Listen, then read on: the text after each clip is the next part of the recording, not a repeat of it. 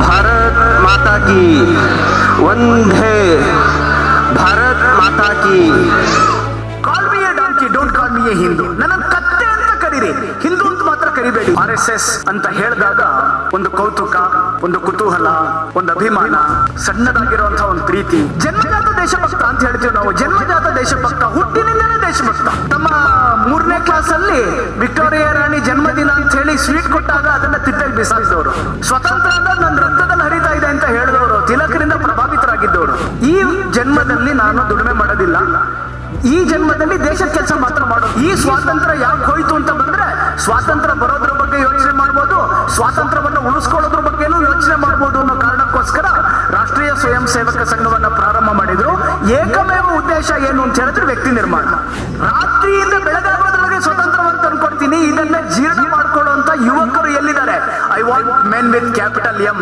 ಪ್ರತಿದಿನ 11ರಿಂದ 12 ಗಂಟೆ ತನಕ ನಾನು ಕಾಯ್ತೀನಿ 12 ಗಂಟೆ ಒಳಗಡೆ ನೀನ್ ಬರ್ಬೇಕು ಬಂದು ನನಗೆ ಊಟ ಆಯ್ತು ಅಂತ ಹೇಳ್ಬೇಕು ಹೇಳಿದೆ ಇದ್ರೆ ನಾನು ನಿನ್ನ ಹುಡ್ಕೊಂಡ್ ಬರ್ತೀನಿ ಇಡೀ ಆ ನಗರದಲ್ಲಿ ಹುಡುಕ್ತೀನಿ ನಿನ್ನ ಕರ್ಕೊಂಡ್ಬಂದು ಊಟ ಮಾಡಿಸ್ತೀನಿ ಮರಣ ಕೂಪದಿ ಧೂಮಕ್ಕಿ ಮೇಲೆಟ್ಟು ಬಂದಿಗೆ ಹಿಂದೂ ಅಂತ ಹೇಳ್ಕೋಬೇಕಾದ್ರೆ ನಾವು ಹಿಂದುತ್ವವನ್ನ ರೆಪ್ರೆಸೆಂಟ್ ಮಾಡೋದು ಸುಲಭ ಹಿಂದೂ ಅಂತ ಹೇಳ್ಕೊಳ್ಳೋದು ಕಷ್ಟ ಇದ್ದ ಟೈಮಲ್ಲಿ ಹಿಂದುತ್ವವನ್ನ ರೆಪ್ರೆಸೆಂಟ್ ಮಾಡಿದ್ದು ಯಾವುದು ಅಂತ ಕೇಳಿದ್ರೆ RSS भारत माता की वंदे भारत माता की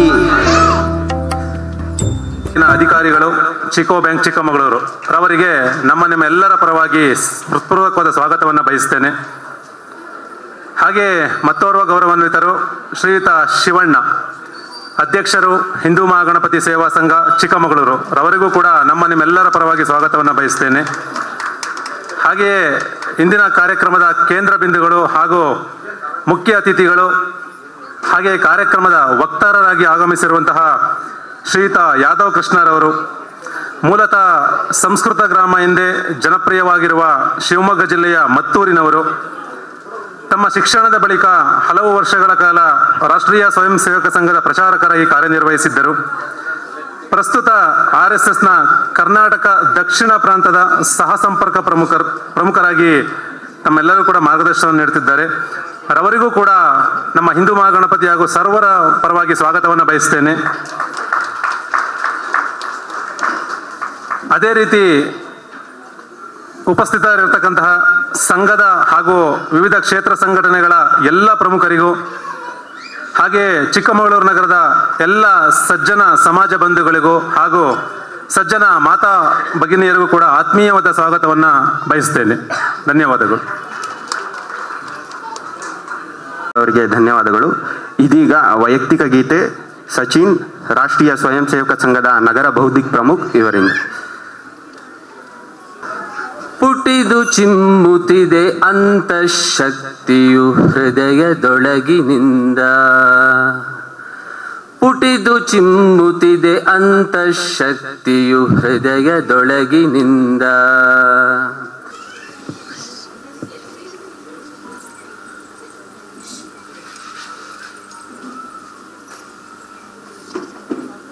ವೇದಿಕೆ ಮೇಲೆ ಉಪಸ್ಥಿತರಿರುವಂತಹ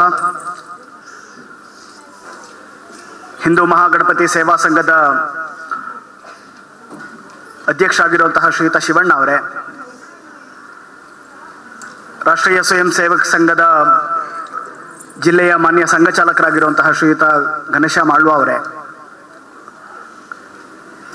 ಈ ಒಂದು ಕಾರ್ಯಕ್ರಮದಲ್ಲಿ ಉಪಸ್ಥಿತರಿರುವಂತಹ ಎಲ್ಲ ಶ್ರದ್ಧೇಯ ತಾಯಂದಿರೇ, ಸಜ್ಜನ ಸಮಾಜ ಬಂಧುಗಳೇ, 2 ದಿನ ಮೊದಲು ದೇಶ ಸಾಧಿಸ್ತಾ ಇರುವಂತಹ ಒಂದು ದೊಡ್ಡ ವಿಷಯದ ಬಗ್ಗೆ ಚರ್ಚೆ ಮಾಡಿದಾದ್ಮೇಲೆ ಇವತ್ತು ಈ ರೀತಿಯ ಸಾಧನೆ ಮಾಡೋದಕ್ಕೆ ಅನೇಕರಿಗೆ ಪ್ರೇರಣೆ ಕೊಟ್ಟಂತಹ ಒಂದು ಸಂಘಟನೆಯ ಬಗ್ಗೆ ಮಾತಾಡಬೇಕು ಅಂತ ನನಗೆ ಹೇಳಿದರು. ನಿಜವಾಗ್ಲೂ ಹೇಳಬೇಕು ಅಂದರೆ ಈ ಒಂದು ಭಾಷಣಕ್ಕಿಂತ ಮುಂಚೆ ಇಡೀ ಭಾಷಣದ ತಾತ್ಪರ್ಯವನ್ನು ಬಹಳ ಒಳ್ಳೆ ರೀತಿಯಲ್ಲಿ ಹಾಡಿನ ಮುಖಾಂತರ ನಮ್ಮ ಮುಂದೆ ಸಚಿನ್ ಅವರು ಪ್ರಸ್ತುತಪಡಿಸಿದರು. ಸಂಘ ಮಾಡಕ್ ಹೊರಟಿರೋದು, ಸಂಘ ಮಾಡಿರೋದು, ಈಗ ಮಾಡ್ತಾ ಇರೋದು, ಇದು ಮೂರನ್ನು ಕೂಡ ಬಹಳ ಚೆನ್ನಾಗಿ ಆ ಹಾಡಲ್ಲಿ ಉಲ್ಲೇಖ ಮಾಡಿದ್ರು. ಅದನ್ನ ಒಳ್ಳೆಯ ರೀತಿಯಲ್ಲಿ ನಮ್ಮ ಮುಂದೆ ಪ್ರಚುರಪಡಿಸಿದ್ರು. ಇಡೀ ದೇಶದಲ್ಲಿ RSS ಅಂತ ಹೇಳಿದಾಗ ಒಂದು ಕೌತುಕ, ಒಂದು ಕುತೂಹಲ, ಒಂದು ಅಭಿಮಾನ, ಸಣ್ಣದಾಗಿರುವಂಥ ಒಂದು ಪ್ರೀತಿ, ಇದು ಇಡೀ ದೇಶದ ಎಲ್ಲ ಹಿಂದೂಗಳಲ್ಲೂ ತಾನಾಗೆ ಬರುವಂಥ ಒಂದು ಭಾವನೆ. ಸಂಘ 100 ವರ್ಷ ತಲುಪ್ತಾ ಇರಬೇಕಾದ್ರೆ ಈ ಥರ ಭಾವನೆ ಅನೇಕ ಜನರಲ್ಲಿ ಮೂಡ್ತಾ ಇರೋದು ಸಮಾಜದ ಕೆಲಸ ಮಾಡ್ತಿರೋಂತಹ ನಮ್ಮೆಲ್ಲರಿಗೂ ಕೂಡ ಹೋಗ್ತಾ ಇರೋಂಥ ಎಲ್ಲ ಜಾಗದಲ್ಲೂ ಅನುಭೂತಿ ಸಿಗ್ತಾ ಇದೆ. ಈ ಉದ್ದೇಶವನ್ನು ಇಟ್ಕೊಂಡು ಸಂಘನೂ ಕೂಡ 100 ವರ್ಷದ ಸಂಭ್ರಮಾಚರಣೆಯನ್ನು ಹೇಗೆ ಮಾಡಬೇಕು ಅನ್ನೋದ್ರ ಬಗ್ಗೆನೂ ಕೂಡ ಅನೇಕ ರೀತಿಯಾದಂತಹ ಕಾರ್ಯಕ್ರಮಗಳನ್ನು ರೂಪಿಸಿಕೊಂಡಿದೆ. ಈ ದೃಷ್ಟಿನಲ್ಲಿ ಹಿಂದೂ ಮಹಾಗಣಪತಿ ಸೇವಾ ಸಂಘ ಚಿಕ್ಕಮಗಳೂರವರು ಸಂಘ 100 ಅನ್ನುವಂಥ ವಿಷಯದ ಬಗ್ಗೆ ಮಾತಾಡಬೇಕು ಅಂತ ಇಟ್ಕೊಂಡಿರೋದು ಬಹಳ ಪ್ರಸ್ತುತವಾಗಿರುವಂಥ ವಿಷಯ ಅಂತ ನಾನು ಭಾವಿಸ್ತೀನಿ. ಸಂಘ ಪ್ರಾರಂಭ ಆಗಬೇಕಾದ್ರೆ ಯಾರು ಪ್ರಾರಂಭ ಮಾಡಿದ್ರೋ ಅವ್ರ ಮನಸ್ಸಲ್ಲೂ ಕೂಡ ಈ ಸಂಘಟನೆ ಹೇಗಿರಬೇಕು ಅನ್ನೋದ್ರ ಬಗ್ಗೆ ಬಹಳ ಸ್ಪಷ್ಟವಾದಂತಹ ಕಲ್ಪನೆ ಇತ್ತು. ಬೇರೆ ಎಲ್ಲ ಸಂಘ ಸಂಸ್ಥೆಗಳು ಪ್ರಾರಂಭ ಆಗಿದ್ದ ರೀತಿನೇ ಇದು ಪ್ರಾರಂಭ ಆದರೂ ಇದರ ಉದ್ದೇಶಗಳ ಬಗ್ಗೆ, ಇದು ಹೇಗೆ ಕಾರ್ಯನಿರ್ವಹಿಸಬೇಕು ಅನ್ನೋದ್ರ ಬಗ್ಗೆ ಪ್ರಾರಂಭದ ದಿನದಿಂದಲೂ ಕೂಡ ಒಂದು ಒಳ್ಳೆಯ ಅಡಿಪಾಯವನ್ನ ಹಾಕಿದ್ರು ನಮ್ಮ ಸಂಸ್ಥಾಪಕರು. ಪ್ರಾರಂಭ ಮಾಡಬೇಕಾದ್ರೆ ಶುರುವಾಗಿದ್ದು ಸುಮಾರು 18-20 ಜನ 16-17 ವರ್ಷದ ಯುವಕರಿಂದ ಈ ಸಂಘಟನೆ ಪ್ರಾರಂಭ ಆಗಿದ್ದು. ನಮ್ಮೊಬ್ಬರು ಹಿರಿಯರು ಹೇಳ್ತಾ ಇದ್ರು, 1925ನೇ ಇಸ್ವಿ ವಿಜಯದಶಮಿ 25ನೇ ಇಸ್ವಿನಲ್ಲೇ ಇಡೀ ದೇಶದಲ್ಲಿ 2 ಸಂಘಟನೆ ಪ್ರಾರಂಭ ಆಯಿತು. ಒಂದು ನಾಗ್ಪುರದಲ್ಲಿ ಶುರು ಆಯಿತು, ಇನ್ನೊಂದು ಕಾನ್ಪುರದಲ್ಲಿ ಶುರು ಆಯಿತು. ನಾಗ್ಪುರದಲ್ಲಿ ಶುರು ಆಗಿದ್ದು RSS, ಕಾನ್ಪುರದಲ್ಲೂ ನಮ್ಮ ದೇಶದ ಅದೇ ಥರದ ರಾಜಕೀಯದ ಒಂದು ಸಂಸ್ಥೆನೇ ಪ್ರಾರಂಭ ಆಯಿತು. ಪ್ರಾರಂಭ ಆಗಿದ್ದು ಇಲ್ಲಿ 18 ಜನರಿಂದ. ಕಾನ್ಪುರದಲ್ಲಿ ಪ್ರಾರಂಭ ಆದಾಗ ಅದಕ್ಕೆ ಅವತ್ತಿನ ಕಾಲದಲ್ಲಿ ಅದರ ಉದ್ಘಾಟನೆಗೆ 1 ಲಕ್ಷ ಜನ ಸೇರಿದ್ರು. ಒಂದು ಕಡೆ 18 ಜನರಿಂದ ಶುರು ಆಗಿದ್ದ ಸಂಘಟನೆ, ಇನ್ನೊಂದು ಕಡೆಯಿಂದ 1 ಲಕ್ಷ ಜನ ಸೇರಿದಂತ ಸಂಘಟನೆ. ಅದಕ್ಕವರು ಉದಾಹರಣೆ ಕೊಡ್ತಾ ಹೇಳಿದ್ರು, ಜೋ ಕಾನ್ಪುರ್ ಮೇ ಶುರು ಹುವಾ ಉಸ್ಕೋ ನಾಕ್ ನಹಿ ಥಾ, ಜೋ ನಾಗ್ಪುರ್ ಮೇ ಶುರು ಹುವಾ ಉಸ್ಕೋ ಕಾನ್ ನಹಿ ಥಾ ಅಂತ. ಕಾನ್ಪುರದಲ್ಲಿ ಯಾವ್ದು ಶುರು ಆಯ್ತೋ ಅದಕ್ಕೆ ಈ ಮಣ್ಣಿನ ಸುವಾಸನೆ ಗೊತ್ತಿರಲಿಲ್ಲ. ಅವರು ವಿಶ್ವದ ಕಾರ್ಮಿಕರನ್ನು ಒಂದ್ ಮಾಡ್ತೀವಿ ಅಂತ ಹೇಳಿದ್ರು, ಕಾರ್ಮಿಕರೇ ಜಗತ್ತನ್ನು ಆಳೋಣ ಅಂತ ಹೇಳಿದ್ರು. ನಾವು ಸಂಖ್ಯೆಯಿಂದ ಸಮಾಜವನ್ನ ಸಂಘಟನೆ ಮಾಡ್ತೀವಿ ಅಂತ ಹೇಳಿದ್ರು. ಸಮಾಜದಲ್ಲಿ ಒಂದು ಗುಂಪಾದ್ರು. ಇವತ್ತು ಸಮಾಜದಲ್ಲಿ ಎಲ್ಲೋ ಕೆಲವು ಕಡೆ ಮಾತ್ರ ಇದ್ದಾರೆ. ಅವರಿಗೆ ಈ ಮಣ್ಣಿನ ವಾಸನೆ ಗೊತ್ತಿರಲಿಲ್ಲ, ಹಾಗಾಗಿ ಅವರು ಆ ಜಾಗಕ್ಕೆ ಹೋದ್ರು. ಆದ್ರೆ ಜೋ ನಾಗ್ಪುರ್ ಮೇ ಶುರು ಹುವಾ ಉಸ್ಕೋ ಕಾನ್ ನಹಿ ಥಾ, ಕಿವಿ ಇರ್ಲಿಲ್ಲ. ಹಾಸ್ಯ ಮಾಡಿದ್ರು, 18 ಜನ ಶುರು ಮಾಡ್ತಿದ್ದೀರಾ ಅಂತ ಹೇಳಿದ್ರು. ಅವತ್ತಿನ ಉಪೇಕ್ಷೆಯನ್ನ ಕಲ್ಪನೆ ಮಾಡ್ಕೊಂಡ್ರೆ ಈ ಸಂಘಟನೆ 100 ವರ್ಷ ಆದ್ಮೇಲೆ ಈ ಜಾಗಕ್ಕೆ ಬಂದು ನಿಲ್ಲತ್ತ ಅನ್ನುವಂತ ಒಂದು ಭಾವ ಇತ್ತು. ಹಾಸ್ಯ ಮಾಡೋರು, 18 ಜನ ಸೇರ್ತಾ ಇದ್ದೀರಾ, ನೀವು ಜಗತ್ತನ್ನು ಬದಲಾವಣೆ ಮಾಡ್ತೀವಿ ಅಂತ ಹೇಳ್ತೀರಾ. ಯಾವತ್ತಿಗೆ ನೀವು ಜಗತ್ತನ್ನು ಬದಲಾವಣೆ ಮಾಡೋದು? ವ್ಯಕ್ತಿ ನಿರ್ಮಾಣದ ಬಗ್ಗೆ ಮಾತಾಡ್ತೀರಾ, ವ್ಯಕ್ತಿ ನಿರ್ಮಾಣಕ್ಕೆ ಬೇಕಾಗಿರೋಂಥ ಸಲಕರಣೆನೇ ಇಲ್ಲ. ನಿಮ್ಮ ಹತ್ರ ದುಡ್ಡಿದೆಯಾ, ನಿಮ್ಮ ಹತ್ರ ಪರಂಪರೆ ಇದೆಯಾ, ಏನಿದೆ ನಿಮ್ಮ ಹತ್ರ ಇದನ್ನ ಮಾಡ್ಬೇಕಾದ್ರೆ ಅಂತ ಹಾಸ್ಯ ಮಾಡೋರು. ಪ್ರಾರಂಭ ಮಾಡಿದಂತಹವ್ರು ಡಾಕ್ಟರ್ ಜಿಯವರು ಸಂಘದ ಶಾಖೆಗಳಿಗೆ ಮಕ್ಕಳನ್ನ ಕರ್ಕೊಂಡು ಹೋಗ್ಬೇಕಾದ್ರೆ ಡಾಕ್ಟರ್ ಜಿಯವ್ರ ಬಗ್ಗೆ ಹಾಸ್ಯ ಮಾಡೋರು. 35 ವರ್ಷ ಆಗ್ಬಿಟ್ಟಿದೆ, 36 ವರ್ಷ, ಮದುವೆ ಆಗೋ ಟೈಮಲ್ಲಿ ಮದುವೆ ಆಗ್ಲಿಲ್ಲ, ಈಗ ಮಕ್ಕಳ ಜೊತೆ ಆಟ ಆಡ್ಬೇಕು ಅಂತ ಅನ್ನಿಸ್ತಾ ಇದೆ, ಅದಕ್ಕೆ ಈ ಮಕ್ಕಳನ್ನೆಲ್ಲ ಕರ್ಕೊಂಡು ಶಾಖೆಗೆ ಹೋಗ್ತಿದ್ದಾರೆ ಅಂತ ಹಾಸ್ಯ ಮಾಡೋರು. ಆದ್ರೆ ಅವತ್ತು ನಮ್ಮ ಸಂಸ್ಥಾಪಕರಿಗೆ ಈ ಒಂದು ಸಂಘಟನೆ ಹೇಗೆ ನಡಿಬೇಕು ಅನ್ನೋದ್ರ ಬಗ್ಗೆ ಸ್ಪಷ್ಟ ಕಲ್ಪನೆ ಇತ್ತು. ಡಾಕ್ಟರ್ ಜಿಯವರು ಪ್ರಾರಂಭ ಮಾಡದಂಥವ್ರು ಅವರೇನೋ ಬಹಳ ಸಾಮಾನ್ಯರು ಅಂತೇನಲ್ಲ. ಅವತ್ತಿನ ಕಾಲಘಟ್ಟದಲ್ಲಿ ಅವರು ಅನೇಕ ಚಳುವಳಿಗಳಲ್ಲಿ ಭಾಗವಹಿಸಿದವರು. 8ನೇ ಕ್ಲಾಸ್ ಅಷ್ಟೊತ್ತಿಗೆ ಅವರು ಯಾವ ಶಾಲೆಯಲ್ಲಿ, ನಾಗ್ಪುರದ ಯಾವ ಶಾಲೆಯಲ್ಲಿ ಓದ್ತಾ ಇದ್ರು, ಆ ಒಂದು ಶಾಲೆಯ ಸುತ್ತಮುತ್ತ ಇರುವಂತ ಸುಮಾರು 16 ಶಾಲೆಗಳಲ್ಲಿ 1905ನೇ ಇಸ್ವಿ 4ನೇ ಇಸ್ವಿ ಸಂದರ್ಭ, ಅದು ವಂಗಭಂಗ ಚಳುವಳಿ ನಡೀತಾ ಇತ್ತು. ಒಂದೇ ಮಾತರಂ ಅಂತ ಹೇಳಿದ್ರೆ ಅವತ್ತು ಅದೊಂದು ಅಕ್ಷಮ್ಯ ಅಪರಾಧ ತರ ಇತ್ತು. ಆ ಸಂದರ್ಭದಲ್ಲಿ 8-10 ಶಾಲೆಗಳನ್ನ ಸೇರಿಸ್ಕೊಂಡು ಬ್ರಿಟಿಷ್ ಅಧಿಕಾರಿಗಳು ಶಾಲೆಗೆ ಬಂದಾಗ ಒಂದೇ ಮಾತರಂ ಘೋಷಣೆಯನ್ನು ಕೂಗ್ಸಿದ್ರು. ಘೋಷಣೆಯನ್ನು ಕೂಗ್ಸಿದ್ ಮಾತ್ರ ಅಲ್ಲ, ಘೋಷಣೆಯನ್ನು ಹಾಕಿದಾದ್ಮೇಲೆ ಆ 10 ಶಾಲೆಗಳನ್ನು 2 ತಿಂಗಳ ಕಾಲ ಮುಚ್ಚಲಾಗಿತ್ತು. ಯಾಕೆಂತ ಹೇಳಿದ್ರೆ ಒಂದೇ ಮಾತರಂ ಘೋಷಣೆ ಕೂಗಿದ್ರು ಅಂತ. ಅಷ್ಟಾದ್ರೂ ಕೂಡ ಒಬ್ಬನೇ ವಿದ್ಯಾರ್ಥಿನೂ ಕೂಡ ಇದನ್ನ ಹೇಳ್ಕೊಟ್ಟವ್ರು ಯಾರು ಅಂತ ಹೇಳಲಿಲ್ಲ. ಅದಾದ್ಮೇಲೆ ಬ್ರಿಟಿಷರೇ ಬಗ್ಬೇಕಾಯ್ತು. ಒಂದು ನಾಮಿನಲ್ ಅಪಾಲಜಿ ಮಾಡಿದ್ರು. ಎಲ್ಲರೂ ಶಾಲೆ ಒಳಗಡೆ ಬರ್ಬೇಕಾದ್ರೆ ಶಿಕ್ಷಕರು ಗೇಟಲ್ಲಿ ನಿಂತಿರ್ತಾರೆ. ನಿಂತ್ಕೊಂಡು ಒಳಗಡೆ ಬರ್ಬೇಕಾದ್ರೆ ಅವ್ರು ಕೇಳ್ತಾರೆ, ನೀನ್ ತಪ್ಪು ಮಾಡಿದ್ಯಾ ಅಲ್ವಾ ಅಂತ. ತಲೆ ಅಲ್ಲಾಡಿಸ್ಬೇಕು, ಅಲ್ಲಾಡಿಸ್ ಒಳಗಡೆ ಹೋಗ್ಬೋದು ಅಂತ ಹೇಳಿದ್ರು. ಯಾಕೆಂದ್ರೆ ಅವ್ರಿಗೂ ಗೊತ್ತಿತ್ತು ಹೌದು ಅಂತ ಹೇಳ್ಬೇಕು ಅಂತ ಹೇಳಿದ್ರೆ ಮಾಡೋದಿಲ್ಲ ಅದನ್ನ ಅಂತ. ಹಾಗಾಗಿ ತಲೆ ಅಲ್ಲಾಡಿಸ್ಬೇಕು ಅಂತ ಹೇಳಿದ್ರು. ಅಲ್ಲಾಡಿಸ್ ಒಳಗಡೆ ಹೋದ್ರೆ ಅವ್ರಿಗೆಲ್ಲ ಅಡ್ಮಿಷನ್ ಮತ್ತೆ ಶಾಲೆ ಪ್ರಾರಂಭ ಆಗತ್ತೆ ಅಂತ ಹೇಳಿದ್ರು. ಆಮೇಲೆ 2 ತಿಂಗಳ ನಂತರ 10 ಶಾಲೆ ಪ್ರಾರಂಭ ಆಯ್ತು. ಅವಾಗ ಅಡ್ಮಿಷನ್ಗೆ ಹೋಗದೆ ಇರೋರು ಇಬ್ರು, ಅದ್ರಲ್ಲಿ ಡಾಕ್ಟರ್ ಜಿಯವರು ಒಬ್ರು. ಜನ್ಮಜಾತ ದೇಶಭಕ್ತ ಅಂತ ಹೇಳ್ತೀವಿ ನಾವು. ಜನ್ಮಜಾತ ದೇಶಭಕ್ತ, ಹುಟ್ಟಿನಿಂದನೇ ದೇಶಭಕ್ತ. ತಮ್ಮ 3ನೇ ಕ್ಲಾಸಲ್ಲಿ ವಿಕ್ಟೋರಿಯಾ ರಾಣಿ ಜನ್ಮದಿನ ಅಂತ ಹೇಳಿ ಸ್ವೀಟ್ ಕೊಟ್ಟಾಗ ಅದನ್ನ ತಿಪ್ಪೆಗೆ ಬಿಸಾಕ್ದವರು. ಸ್ವತಂತ್ರ ಅನ್ನೋದು ನನ್ನ ರಕ್ತದಲ್ಲಿ ಹರಿತಾ ಇದೆ ಅಂತ ಹೇಳಿದವರು, ತಿಲಕರಿಂದ ಪ್ರಭಾವಿತರಾಗಿದ್ದವರು. ಬಹಳ ಒಳ್ಳೆಯ ವಿದ್ಯಾರ್ಥಿ. ಹಾಗಂತ ಹೇಳಿ ಇದೆಲ್ಲ ಮಾಡ್ತಿದ್ದಾರೆ ಅಂತ ಹೇಳಿ ಬಹಳ ಕಳಪೆ ವಿದ್ಯಾರ್ಥಿ ಏನಲ್ಲ. ಸಾಮಾನ್ಯವಾಗಿ 10 ಜನರಲ್ಲಿ ಮೊದಲನೇ 10 ರ್ಯಾಂಕಲ್ಲಿ 1 ರ್ಯಾಂಕ್ ಬಂದಿರ್ತಾ ಇದ್ರು. ಮನೆಯಲ್ಲಿ ದಟ್ಟ ದಾರಿದ್ರ್ಯ, ಊಟಕ್ಕೂ ಗತಿ ಇಲ್ಲ. ಸಣ್ಣ ವಯಸ್ಸಲ್ಲಿ ಅಪ್ಪ ಅಮ್ಮ ಇಬ್ರು ತೀರೋಗಿದ್ರು ಪ್ಲೇಗಿನ ಮಹಾಮಾರಿಗೆ. ಅಂದ್ರೆ ಜೀವನದಲ್ಲಿ ಏನೇನ್ ಕಷ್ಟ ಬರಬೇಕೋ ಅದೆಲ್ಲ ಕಷ್ಟ ಡಾಕ್ಟರ್ ಜಿಯವರಿಗೆ ತಮ್ಮ 12ನೇ ವಯಸ್ಸು ಬಂದಾಗಿತ್ತು. ತೀರ್ಮಾನ ಮಾಡಿದ್ರು ಹೋಗ್ಬೇಕು ಅಂತ. ಅವತ್ತಿನ ರಾಷ್ಟ್ರೀಯ ವಿಚಾರ ಇರುವಂತಹ ಈ ತರ ಮಕ್ಕಳನ್ನ ಓದಿಸೋದಕ್ಕೆ ಇದ್ದಂತಹ ಒಂದು ವೇತನ ಸಿಕ್ತು. ಆ ವೇತನದಲ್ಲಿ ಅವರು ಡಾಕ್ಟರ್ ಪದವಿಯನ್ನ ಗಳಿಸೋದಕ್ಕೋಸ್ಕರ ಕಲ್ಕತ್ತಾಗೆ ಹೋದ್ರು. ಕಲ್ಕತ್ತಾಗೆ ಹೋಗ್ಬೇಕಾದ್ರೆ ಕಲ್ಕತ್ತಾಗೆ ಹೋಗಿದ್ ಯಾಕೆ ಅಂತ ಡಾಕ್ಟರ್ ಜಿಯವ್ರ ಹತ್ರ ಕೇಳಿದ್ರೆ ಹೇಳ್ತಾರೆ, ಕಲ್ಕತ್ತಾ ಅನ್ನೋದು ಅವತ್ತಿನ ಕಾಲದ ಕ್ರಾಂತಿಕಾರಿಗಳ ಬಹಳ ಒಂದು ಕೇಂದ್ರ, ಅದೊಂದು ಗಡ. ನಾನೇನಾದ್ರೂ ಕ್ರಾಂತಿಕಾರಿ ಆಗ್ಬೇಕು ಅಂತ ಹೇಳಿದ್ರೆ ಅಲ್ಲಿಗೆ ಹೋಗ್ಬೇಕು ಅಂತ ಹೇಳಿ ಡಾಕ್ಟರ್ನ ಕಲ್ಕತ್ತಾದಲ್ಲಿ ಓಡೋದಕ್ಕೋಸ್ಕರ ಆರಿಸ್ಕೊಂಡ್ರು. ಅಲ್ಲಿ ಅವ್ರಿಗೆ ಕೊಕೇನ್ ಅಂತ ಹೆಸರಿತ್ತು. ಕೊಕೇನ್ ಅಂತ ಹೆಸರಿದ್ ಮಾತ್ರ ಅಲ್ಲ, ಅನುಶೀಲನಾ ಸಮಿತಿ ಅಂತ ಅವತ್ತು ಕ್ರಾಂತಿಕಾರಿ ಚಟುವಟಿಕೆಗಳು ನಡೀತಾ ಇತ್ತು. ಯಾವ ಸಂಘಟನೆಯ ಭಾಗವಾಗಿ ರಾಜ್ಗುರು, ಸುಖದೇವ್, ಭಗತ್ ಸಿಂಗ್, ಆಜಾದ್ ಇವರೆಲ್ಲರೂ ಕೆಲಸ ಮಾಡ್ತಿದ್ರು. ಆ ಅನುಶೀಲನಾ ಸಮಿತಿಯ ಕೋರ್ ಟೀಮಲ್ಲಿ ಡಾಕ್ಟರ್ ಜಿಯವರು ಕೂಡ ಒಬ್ಬರಾಗಿದ್ರು.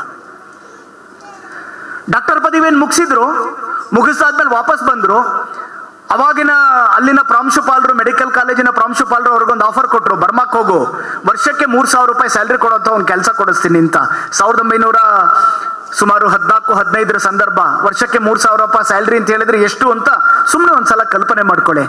ಆಫರ್ ಕೊಟ್ಟರು. ಅವ್ರು ಹೇಳಿದ್ರು, ಈ ಜನ್ಮದಲ್ಲಿ ನಾನು ದುಡಿಮೆ ಮಾಡೋದಿಲ್ಲ, ಈ ಜನ್ಮದಲ್ಲಿ ದೇಶದ ಕೆಲಸ ಮಾತ್ರ ಮಾಡೋದು ಅಂತ ವಾಪಸ್ ನಾಗ್ಪುರಕ್ಕೆ ಬಂದ್ರು.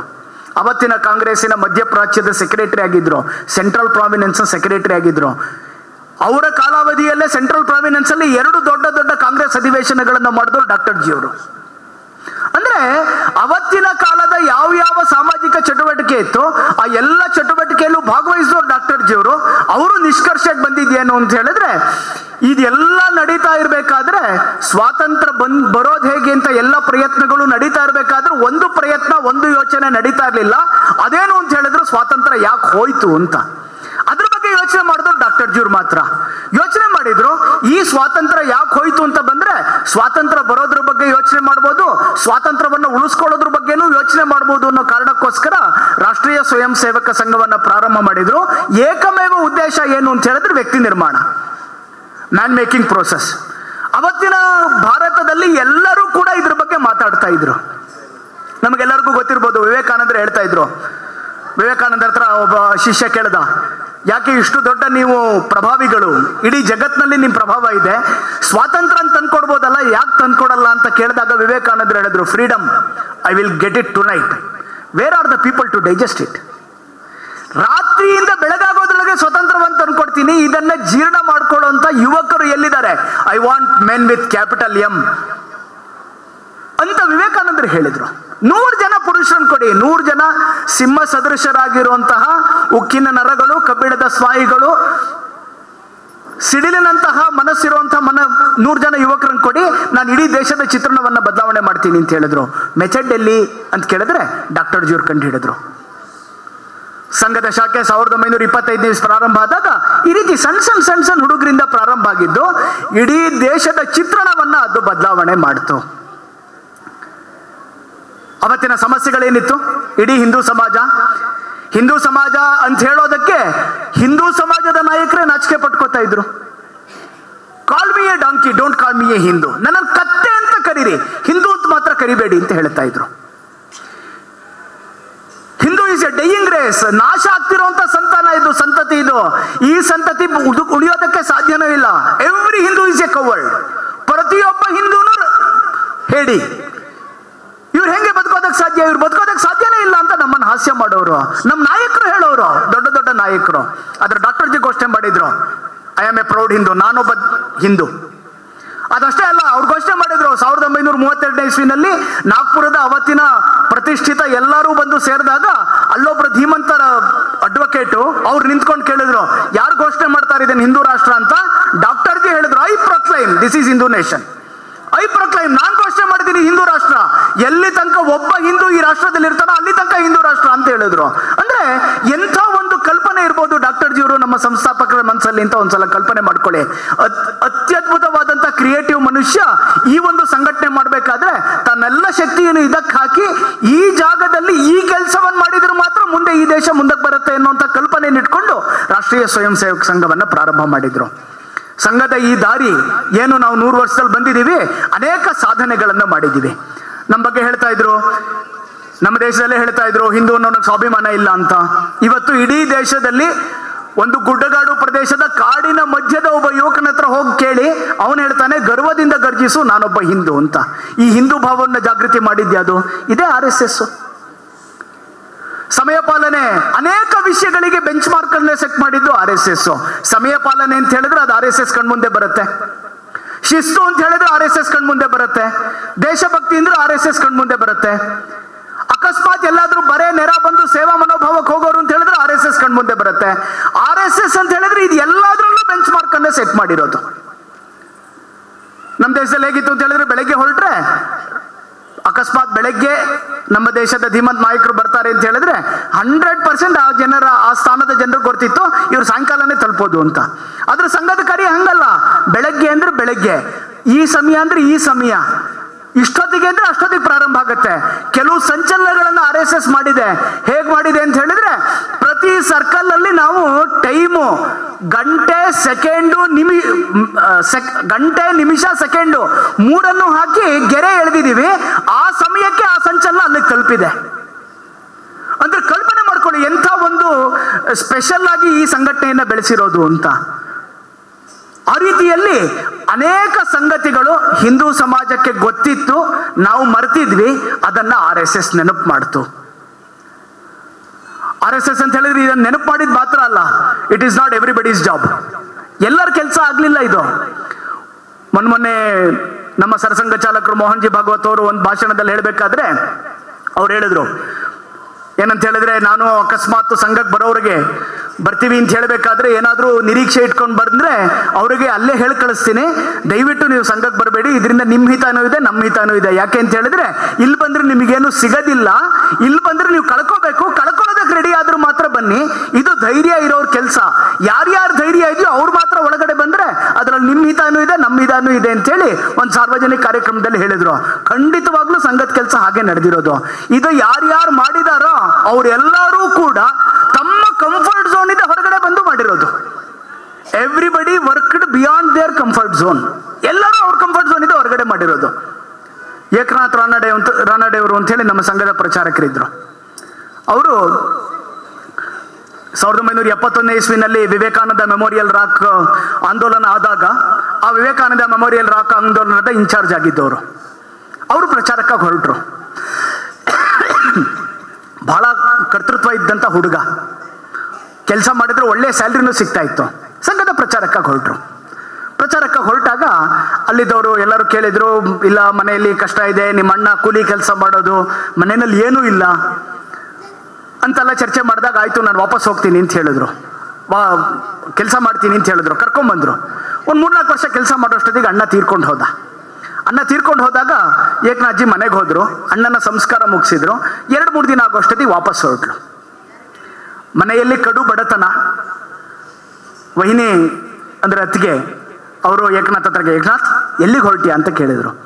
ನಾನು ಹೊರಟೆ, ಮತ್ತೆ ಪ್ರಚಾರಕ್ಕೆ ಸಂಘದ ಕೆಲಸ ಮಾಡಬೇಕಲ್ಲ ಅಂತ. ಸಂಘದ ಕೆಲಸ ಮಾಡಬೇಕು ಅಂತ ಹೇಳಿದಾಗ, ಏಕನಾಥ್ ಮನೆ ನೋಡಿದ್ಯಾ, ಸಣ್ಣ ಮಗು ಇದೆ, ನಾನು ಕೂಲಿ ಕೆಲಸ ಮಾಡಬೇಕು, ಜೀವನ ಹೇಗೆ ಏನು ಗೊತ್ತಿಲ್ಲ. ವಹಿನೇ ಅದು ಗೊತ್ತಿಲ್ಲ, ನನ್ನ ಜೀವನಕ್ಕೆ ನಾನು ಇದು ಅಂತ ಅನ್ಕೊಂಡ್ಬಿಟ್ಟಿದ್ದೀನಿ, ನಾನು ಹೊರಡ್ತೀನಿ ಅಂತ ಹೇಳಿದ್ರು. ವಾಪಸ್ ಹೊರಟ್ರು. ಇನ್ನೊಂದ್ಸಲ ಮನೆ ಕಡೆ ನೋಡಲಿಲ್ಲ. ಕಲ್ಪನೆ ಮಾಡ್ಕೊಳ್ಳಿ, ಹೃದಯದಲ್ಲಿ ಕಲ್ಲನ್ನು ಇಟ್ಕೊಂಡಿದ್ರು ಈ ಥರ ನಿರ್ಣಯಗಳನ್ನು ತಗೊಳಕ್ಕಾಗಲ್ಲ. ನಿರ್ಣಯಗಳನ್ನು ತಗೊಂಡ್ರು. ಮೋಹನ್ಜಿಯವರು ಯಾವಾಗಲೂ ಒಂದು ಕತೆ ಹೇಳ್ತಿರ್ತಾರೆ.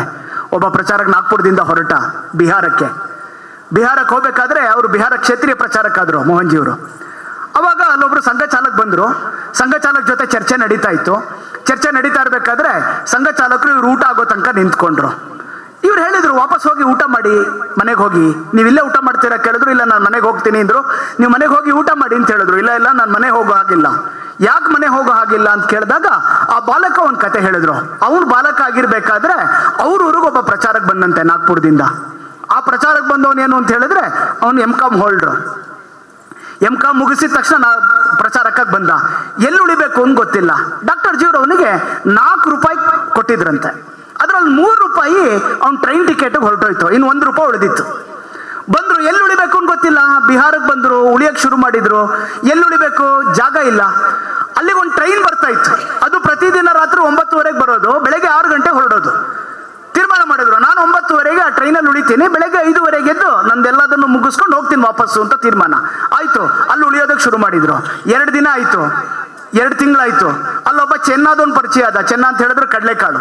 ಆ ಕಡಲೆಕಾಳು ಪರಿಚಯ ಆದ. ಆ ಕಡಲೆಕಾಳು ಹತ್ರ ಹೋದ್ರು, ಮಾತುಕತೆ ಮಾಡಿದ್ರು. 1 ಪೈಸಾ ಕೊಡ್ತೇನೆ, ಪ್ರತಿ ಎಲ್ಲರಿಗೂ ಕೊಡೋದಕ್ಕಿಂತ 2ರಷ್ಟು ಕಡಲೆ ಕೊಡಬೇಕು ಅಂತ ಹೇಳಿದ್ರು. ಮಾತುಕತೆ ಒಳ್ಳೇದಾಯ್ತು. 2ರಷ್ಟು ಕಡಲೆ ಕೊಡಕ್ ಶುರು ಮಾಡಿದ. ಯಾರ ಮನೇಲೂ ಊಟ ಕರೀತಾ ಇರಲಿಲ್ಲ. ಇವಾಗಿರೋ ತರ ಹೊರಗಡೆನಲ್ಲಿ ಇಷ್ಟು ಸಮೃದ್ಧಿ ಇಲ್ಲ ಸಂಘದಲ್ಲಿ. 1 ಪೈಸೆ ಕೊಟ್ಟು ಊಟಕ್ಕೆ ಶುರು ಮಾಡಿದ್ರು. ಕೆಲವು ದಿವಸ ಆಯ್ತು. ಕೆಲವು ದಿವಸ ಆದ್ಮೇಲೆ ಆ ಬಾಲಕನ ಮನೆಯಲ್ಲಿ, ಯಾವ ಬಾಲಕ ಶಾಖೆಗೆ ಬರ್ತಾ ಇದ್ರು, ಆ ಬಾಲಕ ಮನೇಲಿ ಏನೋ ಒಂದು ಕಾರ್ಯಕ್ರಮ ಆಯ್ತು. ಅವ್ರಿಗೆ ಊಟಕ್ಕೆ ಯಾರಾದ್ರೂ ಒಬ್ರು ಬೇಕಿತ್ತು. ಅವ್ರು ಕರೆದ್ರು, ನೀನು ಊಟ ಮಾಡ್ತೀಯ ಬಂದು ಅಂತ. ಬಂದ್ರು, ಊಟ ಮಾಡಿದ್ರು.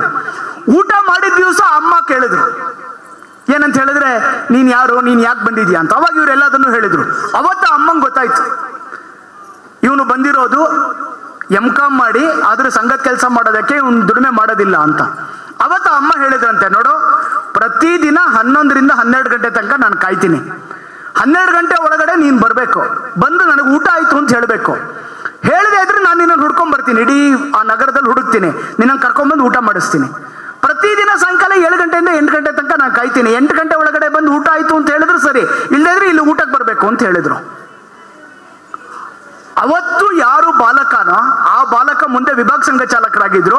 ಅವತ್ತಿಂದ ಇವತ್ತಿನ ತನಕ ಸೂಚನೆ ಏನು ಅಂತ ಹೇಳಿದ್ರೆ, ನಮ್ಮ ಜಿಲ್ಲೆಗೆ ಬಂದಿರುವಂತ ಪ್ರಚಾರಕ್ಕೆ ಊಟ ಮಾಡಿದ್ರು ಅಂತ ಆದ್ಮೇಲೆ ಅವ್ರು ಊಟ ಮಾಡಬೇಕು ಅಂತ ಅವರಮ್ಮ ಕೇಳೋರಂತೆ. ಹಾಗಾಗಿ it is not everybody's job. ಎಲ್ಲರೂ ಕೂಡ ಇದನ್ನ ಮಾಡೋದಕ್ಕೆ ಸಾಧ್ಯ ಇಲ್ಲ. ಯಾರ್ಯಾರು ಇದಕ್ಕೋಸ್ಕರ ಜೀವನವನ್ನ ಸಮರ್ಪಣೆ ಮಾಡಬೇಕು ಅಂತ ತೀರ್ಮಾನ ಮಾಡಿ ಮನಸ್ಸನ್ನ ಗಟ್ಟಿ ಮಾಡಿರ್ತಾರ, ಅವ್ರು ಮಾತ್ರ ಮಾಡೋದಕ್ಕೆ ಸಾಧ್ಯ. ಹಾಗಾಗಿ ಅತಿ ದೊಡ್ಡದಾಗಿರುವಂತ, ಕಷ್ಟದಾಗಿರುವಂತ ಒಂದು ದೊಡ್ಡ ಹಂತವನ್ನ ದಾಟಿ ನಾವು ಇವತ್ತು ಜಾಗಕ್ಕೆ ಬಂದಿರೋದು. RSS ನೋಡ್ಬೇಕಾದ್ರೆ ಈ ಓಡಾಡ್ತಿರುವಂತ ಕಾರ್ಯಕರ್ತರು ಈಗ ಇರುವಂತ ನಮ್ಮ ವ್ಯವಸ್ಥೆಯನ್ನು ನೋಡಿ RSS ಮಾರ್ಗ ಸುಲಭ ಇತ್ತು ಅಂತ ಅನ್ಕೊಳ್ಳೋ ಅವಶ್ಯಕತೆ ಇಲ್ಲ. ಅತಿ ಕಷ್ಟದ ಜಾಗವನ್ನ ನಾವು ಅತಿ ಕಷ್ಟದ ದಿನಗಳನ್ನ ಸಹಿಸಿ ಬಂದಿರೋದು. ಅದಕ್ಕೆ ನಮ್ಮ ಬಗ್ಗೆ ಹೇಳ್ಬೇಕಾದ್ರೆ ಹೇಳ್ತಾರೆ, ನಮಗೆ ಯಾರು ಹೆದರಿಕೆನೂ ಇಲ್ಲ ಅಂತ. ಅದಕ್ಕೆ ಕವಿ ಬರೀತಾನೆ, ಮರಣ ಕೂಪದಿ ಧುಮುಕಿ ಮೇಲೆದ್ದು ಬಂದಿಹೆವು. ಬಾವಿ, ಮರಣ ಅನ್ನುವಂತ ಬಾವಿಯಲ್ಲಿ ಇಳಿದು ಮೇಲ್ಗಡೆ ಬಂದಾಗಿದೆ, ಇನ್ಯಾರು ಹೆದರಿಕೆನೂ ಇರೋದಕ್ಕೆ ಸಾಧ್ಯ ಇಲ್ಲ ಅಂತ ಹೇಳಿದ್ರು. ಆ ರೀತಿಯಾದಂತ ಒಂದು ಸಂಘಟನೆ ಸಂಘ 100 ವರ್ಷ ತಲುಪ್ತಾ ಇದೆ. ಇಡೀ ದೇಶದಲ್ಲಿ ಜಾಗೃತಿ ಇದೆ. ಜಾಗೃತಿ ಹೇಗಿದೆ ಅಂತ ಹೇಳಿದ್ರೆ, ಇವತ್ತು ಪ್ರತಿಯೊಬ್ರು ಹಿಂದೂ ಅಂತ ಹೇಳ್ಕೋತಾರೆ. ಹಿಂದೂ ಅಂತ ಹೇಳ್ಕೋಬೇಕಾದ್ರೆ ನಾವು ಹಿಂದುತ್ವವನ್ನ ರೆಪ್ರೆಸೆಂಟ್ ಮಾಡೋದು ಸುಲಭ.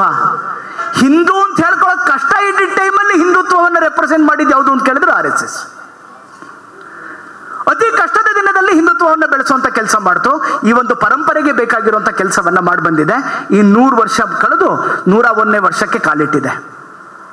ಸಂಘದ ಬಗ್ಗೆ ಸಂಘದವ್ರಿಗೆ ಮಾತ್ರ ಅಲ್ಲ, ಸಂಘದ ಹೊರಗಡೆಯವರಿಗೂ ಬಹಳ ವಿಶ್ವಾಸ. ಯಾಕೆಂತ ಹೇಳಿದ್ರೆ, ಹಿಂದೆ ಆಮ್ ಆದ್ಮಿ ಪಾರ್ಟಿಯ ಪ್ರಮುಖರಾಗಿದ್ದಂತಹ ಕುಮಾರ್ ವಿಶ್ವಾಸು 2 ವರ್ಷದ ಹಿಂದೆ ಅವರೊಂದು ಭಾಷಣ ಮಾಡ್ತಾ ಇದ್ರು. ಅವ್ರ ಕವಿಗಳು ಕೂಡ ಹೌದು, ನಮ್ಮ ಜೊತೆ ನಿರಂತರ ಸಂಪರ್ಕನೂ ಇದ್ದಾರೆ. ಆಮ್ ಆದ್ಮಿ ಪಾರ್ಟಿಯ ಅವ್ರ ಪಕ್ಷ ಅಷ್ಟೇ ಅದು. ಅವರು ಆ ಪಾರ್ಟಿ ಕೆಲಸ ಮಾಡಬೇಕಾದ್ರೆ ಅವರು ಒಂದು ಭಾಷಣದಲ್ಲಿ ಹೇಳ್ತಾರೆ, ಸಂಘದ ಬಗ್ಗೆ ನೀವು ಯೋಚನೆ ಮಾಡಿ, ಸಂಘ ಅನ್ನೋದು ಇಂಥ ಒಂದು ಅದ್ಭುತವಾದಂಥ ಸಂಘಟನೆ.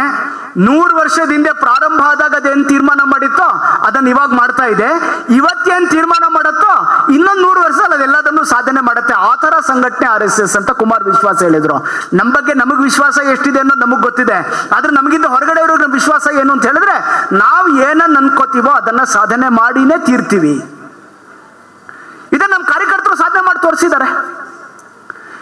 ಯಾವಾಗಾದ್ರೂ ನೋಡಿ, ಇಡೀ ದೇಶದಲ್ಲಿ ಎಲ್ಲಾದ್ರೂ ಪ್ರಳಯ, ಭೂಕಂಪ, ನೆರೆ ಏನಾದ್ರೂ ಆಗ್ಲಿ, ಮೊದಲು ಯಾರು ಇರ್ತಾರೆ? RSS ಸ್ವಯಂ ಸೇವಕರು ಇರ್ತಾರೆ. ಅವರಿಗೆ ಯಾಕೆ ಅನ್ಸತ್ತೆ ಅಲ್ಲಿ ಕೆಲಸ ಮಾಡಬೇಕು ಅಂತ? ಯಾಕೆ ಅನ್ಸತ್ತೆ ಅಂತ ಹೇಳಿದ್ರೆ, ಸಂಘದ ಶಾಖೆಯಲ್ಲಿ ಕಲ್ತಿರ್ತಾರೆ. ಎಲ್ಲಾದ್ರೂ ಸಮಸ್ಯೆ ಆಗ್ಲಿ, ಸಮಸ್ಯೆಗೆ ಸಿಕ್ಕಿರೋರು ನನ್ನ ಜನ, ನಾನು ಅವರ ಜಾತಿ, ಮತ, ಪಂಥ, ಪಂಗಡ ಯಾವುದನ್ನೂ ಕೇಳದೆ ಅವ್ರಿಗೆ ಸಹಾಯ ಮಾಡಬೇಕು ಅಂತ ಅವ್ರ ಮನಸ್ಸಲ್ಲಿ ಬೇರೂರಿದೆ. ಅಲ್ಲಿ ಹೋದಾಗ ಅದನ್ನೇ ಮಾಡ್ತಾರೆ. 2020ನೇ ಇಸ್ವಿ ಚೆನ್ನೈನಲ್ಲಿ ಪ್ರಳಯ ಆಯಿತು, ಸಿಕ್ಕಾಪಟ್ಟೆ ಮಳೆ ಬಂತು. ಅದಾದ್ಮೇಲಿನ ಗಣರಾಜ್ಯದ ಪರೇಡ್ನಲ್ಲಿ ನಮ್ಮೊಬ್ಬ ಭಾಗ ಕಾರ್ಯವಾಹನಿಗೆ ಅಲ್ಲಿನ CM ಒಂದು ಪಾರಿತೋಷಕವನ್ನು ಕೊಡ್ತರು. ಆ ಪಾರಿತೋಷಕದಲ್ಲಿ ಮಾತಾಡ್ಬೇಕಾದ್ರೆ ಅವ್ರು ಹೇಳಿದ್ರು ಏನು ಅಂತ ಹೇಳಿದ್ರೆ, ಚೆನ್ನೈನಲ್ಲಿ ನೆರೆ ಬಂದಾಗ, ಅತಿ ಸಮಸ್ಯೆ ಆದಾಗ ಮೊದಲು ತಮ್ಮ ಮನೆಯವರನ್ನ ಸುರಕ್ಷಿತ ಜಾಗಕ್ಕೆ ಕಳಿಸಿ ಇಡೀ ಏರಿಯಾ ಗೊತ್ತಿದ್ದು ಆ ಭಾಗ ಕಾರ್ಯವಾಹನ್ಗೆ. ಯಾವ ಮನೆಯಲ್ಲಿ ಎಲ್ಲೆಲ್ಲಿ ಮಾರ್ಜಿನೈಸ್ಡ್ ಕಮ್ಯುನಿಟಿ, ಮಾರ್ಜಿನೈಸ್ಡ್ ವ್ಯಕ್ತಿಗಳು ಅಂದ್ರೆ ಕಷ್ಟ ಇರುವಂತ ವ್ಯಕ್ತಿಗಳಿದ್ದಾರೆ ಅಂತ ಗೊತ್ತಿತ್ತು. ಇವನ್ ಕಾರಣಕ್ಕೆ ಸುಮಾರು ಒಂದು 50 ರಿಂದ 55 ಜನ ಪ್ರಾಣ ಉಳಿಸ್ಕೊಂಡಿದ್ದಾರೆ. ಎಲ್ಲ ಮನೆಗೂ ಹೋಗೋದು, ಯಾರಿಗೆ ಕಷ್ಟ ಇದೆಯೋ ಅವರನ್ನ ಸುರಕ್ಷಿತ ಜಾಗಕ್ಕೆ ತಲುಪಿಸೋದು ಅವ್ನ ಕೆಲಸ.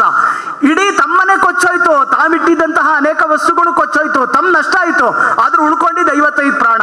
ಆ ಕಾರಣಕ್ಕೋಸ್ಕರ ನಮ್ಮ ವಿರುದ್ಧದ ಸರ್ಕಾರ ಇದ್ದಾಗ್ಲೂ ಅವನಿಗೆ 26ನೇ ತಾರೀಕಿನ ಪದಕವನ್ನು ಕೊಟ್ರು. ಅಂದ್ರೆ ಕಲ್ಪನೆ ಮಾಡ್ಕೊಳ್ಳಿ ಒಳಗಡೆ ಸೇವಾ ಮನೋಭಾವ ಎಷ್ಟು ಜಾಗೃತ ಆಗಿರ್ಬೇಕು ಅಂತ. ಆ ರೀತಿಯಾದಂಥ ವ್ಯಕ್ತಿಗಳನ್ನ ನಿರ್ಮಾಣ ಮಾಡಿದ RSS. ಇವತ್ತು ಆ ರೀತಿಯಾದಂಥ ವ್ಯಕ್ತಿಗಳು ಇಡೀ ದೇಶದ ಚಿತ್ರಣವನ್ನ ಬದಲಾವಣೆ ಮಾಡ್ತಿದ್ದಾರೆ. 40 ವಿವಿಧ ಸಂಘಟನೆಗಳಿದೆ. ಎಲ್ಲ ವಿವಿಧ ಸಂಘಟನೆಗಳಲ್ಲೂ ಸ್ವಯಂ ಸೇವಕರು ಕೆಲಸ ಮಾಡ್ತಿದ್ದಾರೆ. ತಮ್ಮ ತಮ್ಮ ವ್ಯವಸ್ಥೆಯಲ್ಲಿ ತಮ್ಮ ತಮ್ಮ ರೀತಿಯಲ್ಲೇ ಸಮಾಜದ ಪರಿವರ್ತನೆಯ ಕೆಲಸಗಳನ್ನು ಮಾಡ್ತಿದ್ದಾರೆ. ಅಷ್ಟು ಮಾತ್ರ ಅಲ್ಲ, ಇಡೀ ದೇಶವನ್ನ ಮತ್ತೆ ಪರಮ ವೈಭವ ಸ್ಥಿತಿಗೆ ತಗೊಂಡು ಹೋಗ್ತೀವಿ ಅಂತ ಹೇಳಿ ಪ್ರತಿದಿನ ಸಂಕಲ್ಪವನ್ನ ಮಾಡ್ತಾರೆ. ಈ ರೀತಿಯಾದಂಥ ದೇಶಭಕ್ತಿಯನ್ನ ನಿರ್ಮಾಣ ಮಾಡಿದ್ದು RSS. 100 ವರ್ಷ ಸಾಧನೆ ಮಾಡಿ 101ನೇ ವರ್ಷ ಕಲ್ಪನೆ 101ನೇ ವರ್ಷಕ್ಕೆ ಹೋಗ್ಬೇಕು ಅಂತ ಹೇಳಿದಾಗ ನಾವು ಇಡೀ ಸಮಾಜವನ್ನ ತಗೊಂಡು ಹೋಗ್ಬೇಕು ಅಂತ ಯೋಚನೆ ಮಾಡಿದ್ದೀವಿ. ನಮ್ಮ ಸರಸಂಘ ಚಾಲಕರು ಯಾವಾಗಲೂ ಹೇಳ್ತಾ ಇರ್ತಾರೆ, ಸಂಘ ಒಬ್ಬ ವ್ಯಕ್ತಿಗೋಸ್ಕರ ಇರೋದಲ್ಲ, ಸಂಘ ಒಂದು ಕಮ್ಯುನಿಟಿ, ಒಂದು ಸಮುದಾಯಕ್ಕೋಸ್ಕರ ಇರೋದಲ್ಲ, ಒಂದು ಜಾತಿಗೋಸ್ಕರ ಇರೋದಲ್ಲ, ಸಂಘ ಒಂದು ಪಕ್ಷಕ್ಕೋಸ್ಕರ ಇರೋದಲ್ಲ, ಕಡೆಗೆ ಸಂಘಕ್ಕೋಸ್ಕರ ಇರೋದು ಅಲ್ಲ, ಸಂಘ ಇರೋದು ದೇಶಕ್ಕೋಸ್ಕರ. ಅಂದ್ರೆ ಸಂಘದ ಉದ್ದೇಶನೇ ತಾನಲ್ಲ, ಇಡೀ ದೇಶಕ್ಕಿರೋದು ಅನ್ನುವಂಥ ಭಾವ ಅದು ಸಂಘಟನೆಯಲ್ಲಿ ಬಂದಿದೆ. ಆ ಕಾರಣಕ್ಕೋಸ್ಕರ 100ನೇ ವರ್ಷದ ಈ ಸಂದರ್ಭದಲ್ಲಿ ಸಮಾಜ ಪರಿವರ್ತನೆಯ ಅತಿ ದೊಡ್ಡದಾಗಿರುವಂಥ ಕಲ್ಪನೆಯನ್ನ ಇಡೀ ಸಮಾಜದ ಜೊತೆ ಮಾಡಬೇಕು ಅಂತ ಯೋಚನೆ ಮಾಡಿದ್ದೀವಿ. 5 ವಿಷಯಗಳು. ಯಾವ 5 ವಿಷಯ ಮಾಡೋದ್ರಿಂದ ಇಡೀ ಸಮಾಜದಲ್ಲಿ ದೊಡ್ಡ ಪರಿವರ್ತನೆ ಆಗುತ್ತೋ ಆ ಪಂಚ ಪರಿವರ್ತನೆಯನ್ನು ಇಟ್ಕೊಂಡು ಸಂಘ ಇನ್ನು ಮುಂದೆ ಕೆಲಸ ಮಾಡ್ತಾ ಹೋಗುತ್ತೆ. ಕುಟುಂಬ ಪ್ರಬೋಧನ ಯಾವುದು? ಇಡೀ ಕುಟುಂಬ ಅನ್ನುವಂಥ ವ್ಯವಸ್ಥೆ ಜಗತ್ತಿನಲ್ಲಿ ಎಲ್ಲೂ ಕಾಣಕ್ಕೆ ಸಿಗೋದಿಲ್ಲ. ಒಬ್ಬ ಮನುಷ್ಯನ ನಿರ್ಮಾಣ ಮಾಡಬೇಕಾದ್ರೆ ಬೇಕಾಗಿರುವಂಥ ಮೂಲಭೂತ ಸಂಗತಿಗಳನ್ನ ಕಲಿಸುವಂಥ ಒಂದು ಎಂಟಿಟಿ ಅದು ಇಲ್ಲೇ ಆವಿಷ್ಕಾರ ಆಗಿದ್ದು. ಆ ಆವಿಷ್ಕಾರದ ಕಾರಣಕ್ಕೋಸ್ಕರನೇ ಇಡೀ ಜಗತ್ತಿನಲ್ಲಿ ಯಾವ್ಯಾವ ನಾಗರಿಕತೆ ನಾಶ ಆಗೋಯ್ತೋ ಆ ನಾಗರಿಕತೆಗಳನ್ನು ನಾಶ ಆಗಿ ಹೋದಂಥ ಸಂದರ್ಭದಲ್ಲಿ ಯಾರ್ಯಾರು ನಾಶ ಮಾಡಿದ್ರೋ ಅವ್ರು ನಮ್ಮ ಮೇಲೆ ಆಕ್ರಮಣ ಮಾಡಿದಾಗ್ಲೂ ನಾವು ಈ ನಾಗರಿಕತೆಯನ್ನು ಉಳಿಸ್ಕೊಳ್ಳೋದಕ್ಕೆ ಕಾರಣ ನಮ್ಮ ಕುಟುಂಬ. ಆ ಕುಟುಂಬದ ವ್ಯವಸ್ಥೆಯನ್ನು ಬಲಪಡಿಸೋದಕ್ಕೆ ಬೇಕಾಗಿರುವಂಥ ಕಾರ್ಯಕ್ರಮಗಳನ್ನ ಕುಟುಂಬ ಪ್ರಬೋಧನ ಮುಖಾಂತರ ಇಡೀ ದೇಶದಲ್ಲಿ ಮಾಡಬೇಕು ಅಂತ ಯೋಚನೆ ಮಾಡಿದ್ದೀವಿ.